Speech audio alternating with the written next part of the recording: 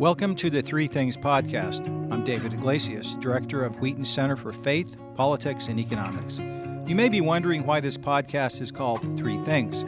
You were probably taught by your parents, like I was, that it was impolite to talk to people about three things: religion, politics, and money. But what happens if your job is to talk about those three things? Well, let's find out.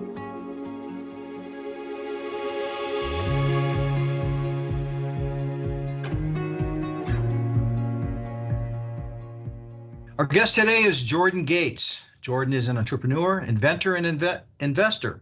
He's the founder and CEO of StarGuard, a transformative startup empowering public figures and brands to shape and protect their online reputations. A Chicago native, Jordan began his career at the U.S. Department of Commerce and quickly gravitated to building and investing in disruptive tech, marketing, and entertainment businesses, and even an award-winning Italian restaurant in the heart of the West Loop called Gino and Marty's.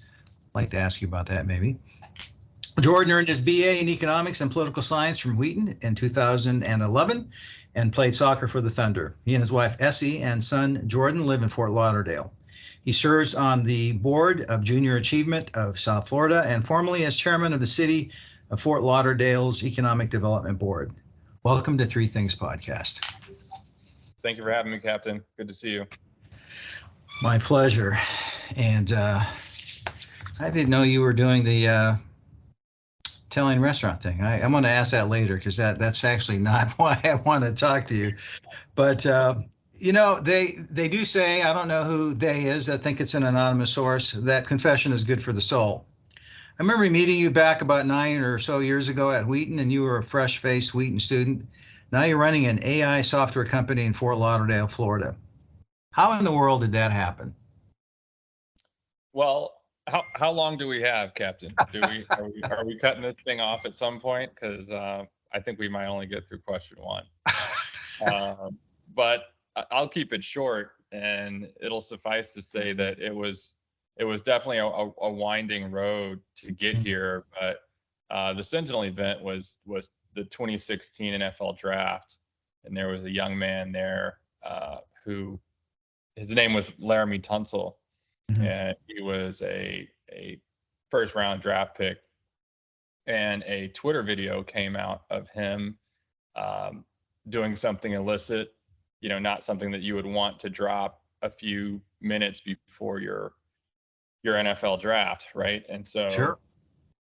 He ended up, long story short, losing $40 million and dropping pretty far down on the list. And I thought to myself, wow, that is wild. And I think I could do something to stop that from happening ever again. And so from there until now, a lot of things have happened.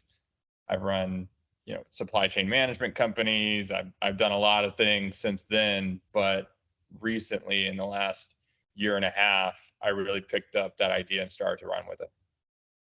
Well, they say that, what is it saying? Something to the effect of necessity is a mother of invention. Yes. And I think that's a really true aphorism. So I do need to tell you, I've been doing this podcast now for, 4 or 5 years. You're the youngest person I have ever interviewed. So congratulations on that. There's a great scripture that talks about don't let anybody speak poorly of you because of your youth. And I say bring it on. I'm really glad you could make this. But related to that, do you think your age is an asset or a liability in your line of work?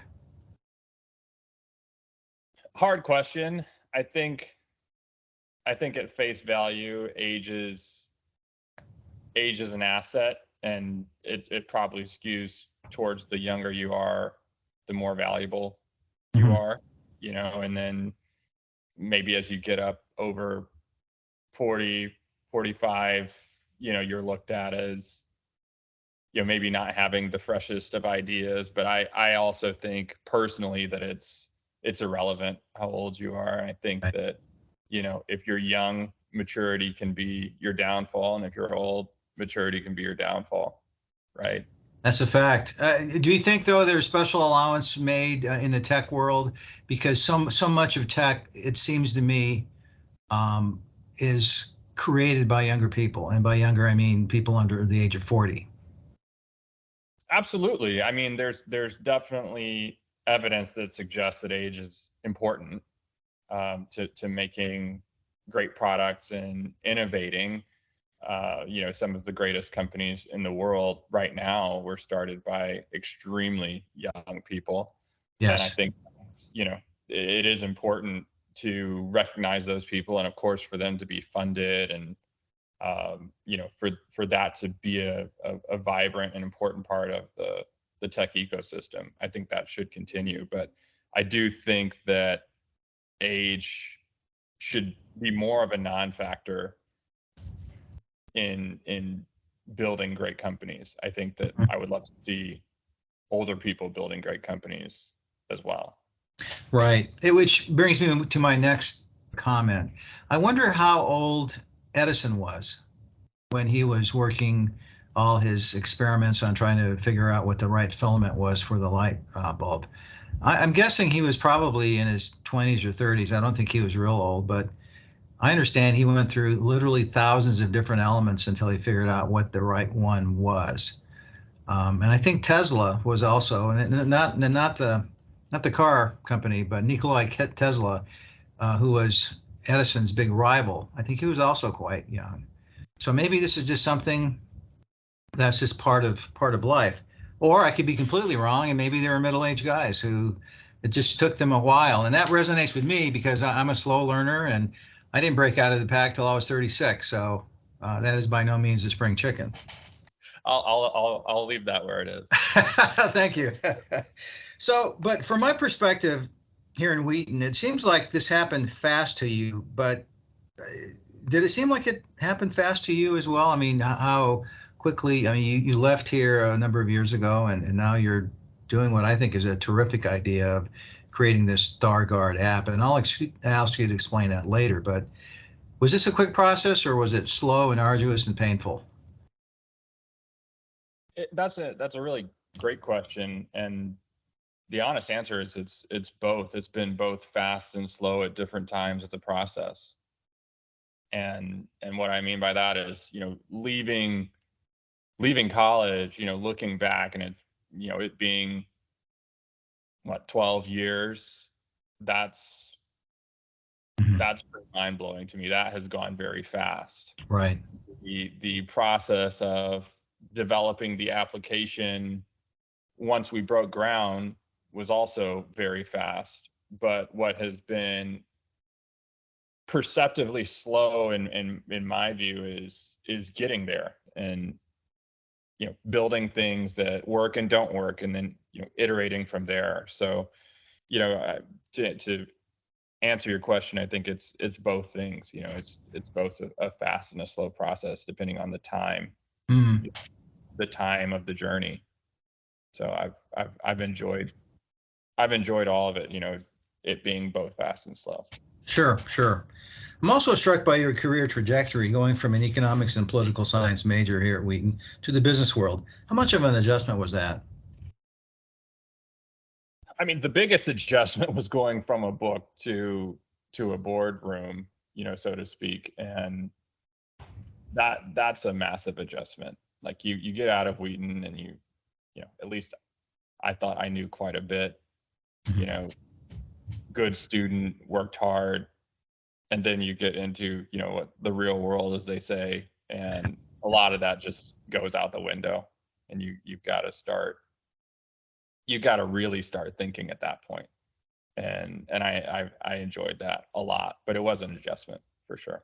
Yeah, that makes me think of what an anonymous combat soldier, he described the need for making plans, but he did say once your plan comes in contact with reality, with combat, you have to adjust because there's no way the plan's going to actually go like you think it will. Right. And obviously given your background, you would quote an anonymous, combat vet, which is fitting, but I'm going to quote Mike Tyson.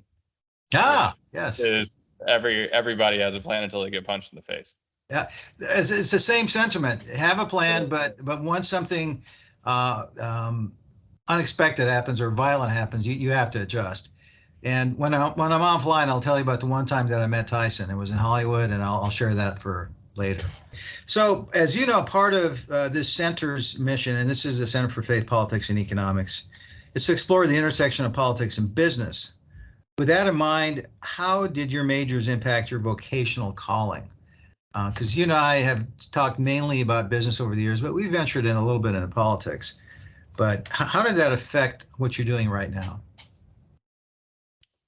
The the intersection of politics and business is specifically interesting to the app, which I know we're going to probably touch on Hmm. later. But politics, especially now, can be so divisive. Yes. Because you are trying to, at best, convince, at worst, manipulate. And I think that how that impacts business, how politics impacts business is very much in that vein of just how you communicate is everything. Hmm. And in politics or in business, the way that you're communicating, in person as well as online shapes everything. Hmm. And I think that in terms of vocational calling in business and specifically the app, you know, it's basically a calling to improve communication. Yes. And that's the way I look at it.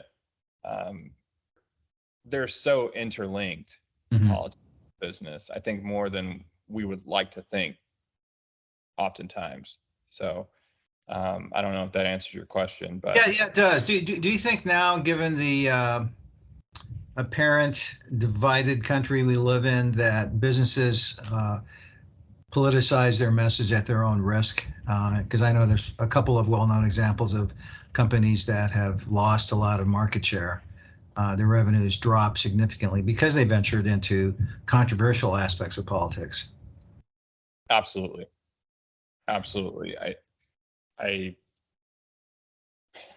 I think that's a very tough decision, and it's one that companies sometimes feel that they have to make, and I don't envy being in that seat. Right. It's a very difficult decision to make. Absolutely. When you or did you enter the world of business with the intent of ultimately becoming an entrepreneur and CEO, or did that happen more on an ad hoc basis? It was more ad hoc. I did not necessarily have the idea of CEO, as you would think about it traditionally in my mind. I obviously wanted to author an idea and take ideas from idea to fruition, right? But being a CEO or being the leader of an organization wasn't necessarily the goal. It was much more about being the person who took the idea from an idea to a product, an idea to something that exists. And that was my ultimate goal. Sure. What's the most gratifying part of your job? That's it right there. Okay. Um, taking those ideas, um, creating businesses from them, things that impact the world positively, that puts food on tables, ideally through employees, and really is part of the economy. I think that is one of the best and highest uses of time amongst many other things. But running a business of any size, I think is really a service to the economy. And I admire people who do that. You bet. That's that was What's what the I most aspire. What's the most difficult part of your job? I think making sure that the people around me are fulfilled in their work. You know, um, that's really difficult because you have so many different personalities and aspirations, and people work for different reasons. And I think finding a happy place or a happy medium for them and their work through what I've chosen to do is the most difficult thing. Interesting. As a practicing Christian, how did your faith affect your rise to leadership? And how does it affect your current leadership style? I wouldn't necessarily describe my rise to leadership in terms of Christianity. I think we all have a mandate to be self-governing at a minimum, and that is what I try to do first and foremost, is govern myself as Christ would want me to, and then lead out from there. Got it. What's the most practical course you took at Wheaton to get you ready for your present duties? Philosophy with David Cook. Yeah, Hands down. Great. That's so interesting. It was really a really interesting course, and I'm not going to spend a ton of time on this, but it was interesting being at Wheaton to have somebody so capable of exposing the gray area of everything. Mm. And that was very informative to what life has oftentimes turned out to be, is navigating those gray areas. So I found his course to be incredibly helpful in that. That's excellent. So now the next line of questions is about your app, which I find fascinating and timely and needed. You told us how it came about.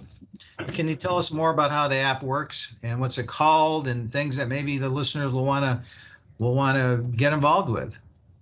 Absolutely. So the app is called StarGuard, and I told the story earlier about Laramie and what happened to him on Twitter, but ultimately we wanted to protect stars and people who have a lot to lose through their communication online, right?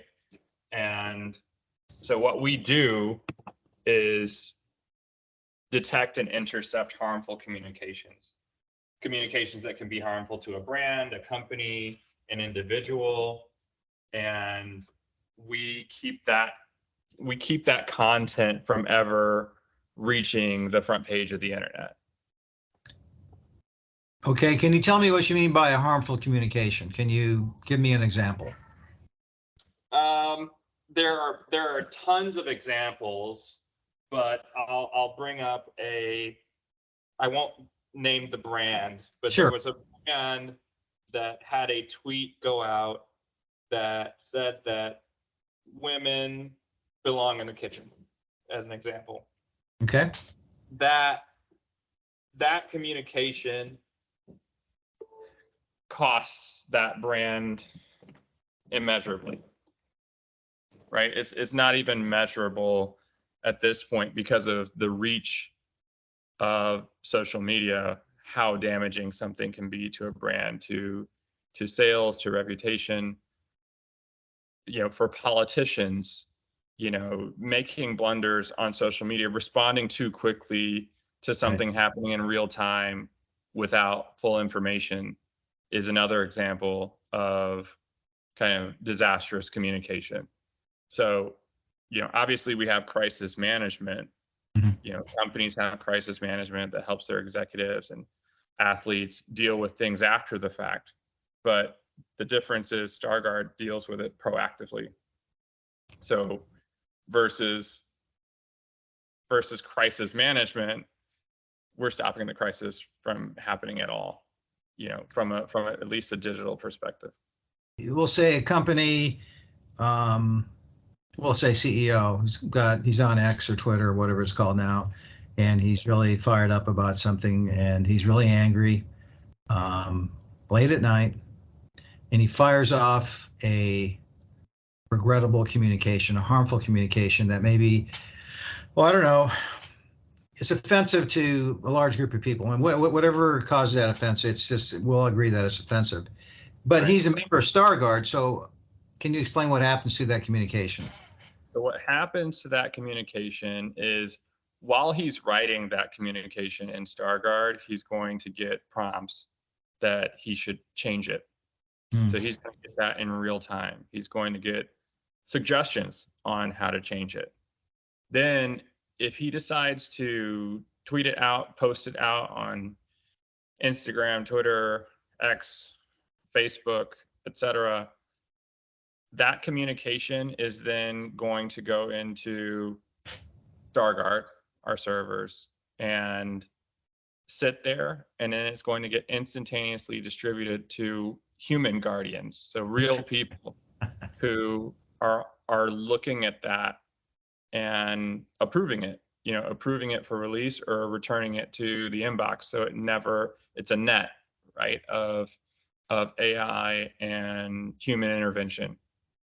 And the AI escalates to human guardians who are skilled in understanding the landscape that that specific individual is in. If you're an executive, and as an example, one executive tweeted out that he was taking a company private, right? Obviously, that ended up in a little bit of a debacle. But if you had human guardians who understood the context of that tweet, it never would have gone out. Okay. And so those are the two layers of protection that we provide. It sounds though that the human guardians would need to have some level of knowledge about whatever field. Right. So Meaning, in addition to just general sensitivity training for our higher level public figures, though they have specific domain expertise. When do you hope to launch StarGuard? So StarGuard is live in the App Store today. We are currently in beta. Okay. And it is a live app, and anybody can use it today. And what platforms do people need in order to use StarGuard? Right now, we're integrated with X. We're rolling out for Instagram, Facebook, and others later this year. And the idea is to be on every social media channel that you would potentially be communicating on. That's great. For brands, public figures, and even students. I think like I talked about earlier, the impact of speech can be immeasurable. When you look at it over the arc of time. What's been the response when you talk to people about what you're doing? People are unusually excited. It's something that, while it's needed, it doesn't seem like most people have thought about for themselves. And a lot of people are excited about, okay, well, I can feel, especially those who are in professional services like healthcare, legal, they get excited about the fact that they feel like they can participate in the conversation while being protected, to make sure that they don't end up in breaking news, right? and that has been what people are most excited about, which I found interesting. That was not what I expected. Do you have any competition? Not currently. We have some indirect competitors. Companies that focus on writing, better writing, but no one in the space of kind of reputation protection and automation of that process, specifically with humans in the loop. We're very unique in that way. Good. Are you at a place soon you think you'll be able to advertise, or are you relying on word of mouth right now? We are we're enterprise focused at this point. Okay. We aren't focused on, at the consumer level quite yet, but getting there. Okay. I think that corporate needs us most right now. So Mhm. we're focused on those users and the brands that have to communicate every day, and are really in a situation of, they just have to communicate, and you have to keep it interesting and sometimes spicy, and figuring out that line can be Yes. difficult. And so those companies need us most. So that's who we're focused on right now. Is there anything else we need to know about Stargard before we'll say a listener wants to take the plunge? What should you know? What you should know is that at any time there are 2 to 6 eyes watching over your posts at any time, Mhm. and those people are anonymous to you and you're anonymous to them, but they're there to ensure that your brand stays sterling. And we're working on a way for there to be two-way communication between you and your guardians, Mhm. just to make sure that people feel part of the process and they don't feel like they're being, um, you know, watched over or lorded over. It's a process of protection for that individual, and it's very individualized. So that's important to know. Gotcha. Well, thank you for that. Just a few more questions, then I'll let you get back to work because I know you're a working man. I am. Uh, I am. do you have any suggested books or scripture verses you'd recommend to listeners, especially those in business, because that's what you've been doing? Well, there was a great guy who recommended 2 books to me, and these might sound familiar to you, but Emotional Intelligence 2.0, Yes. View from the Top. Yeah. Um, those are 2 of my favorites. Um, I also I also listen to a lot of podcasts.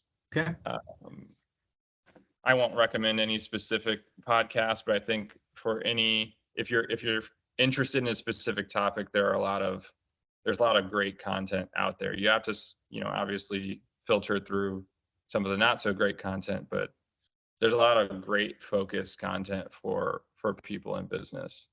Um, All In, All In is one I listen to. It's not the cleanest of podcasts, but the content, the business content is kind of second to none, and Right. it's very honest, and I think it gives business people a point of view. So I guess I softly recommend that. Okay. That's fair. What's your favorite? Do you have a life verse? A life verse. My life verse related to Stargard has really been James 3:5, which talks about the tongue, and Yes. the fact that the tongue is a small part of the body, but it makes great boasts. Consider what a great forest is set on fire by a small spark. And I think about that a lot as we build this out, because the power of communication and speech, although we call it free speech, is not without consequence. And Amen.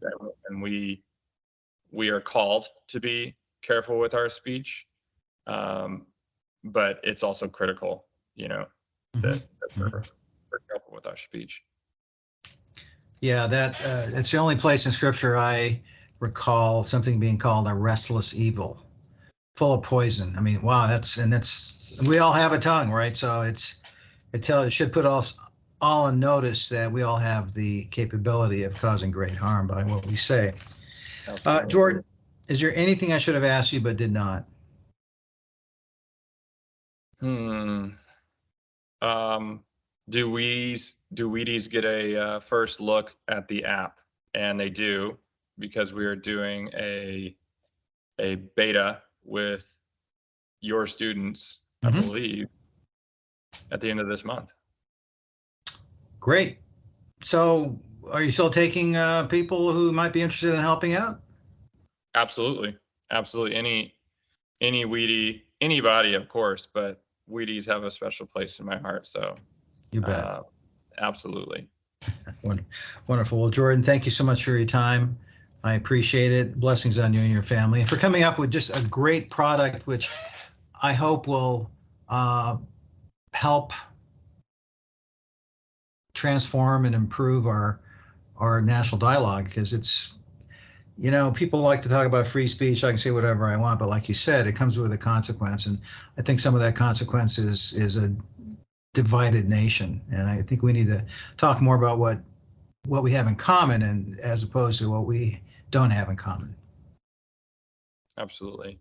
And thank you for having me, and thank you for being interested in the application and all that you have done to get me personally here. So I have a great respect for you, and I love the Three Things podcast, and I can't Good, even believe I'm on it. I can't even believe I'm on it. So thank you good, so much. good. Well, you're very welcome, and I look forward to posting this soon. Absolutely. Take Great care. to talk to you. Thank you.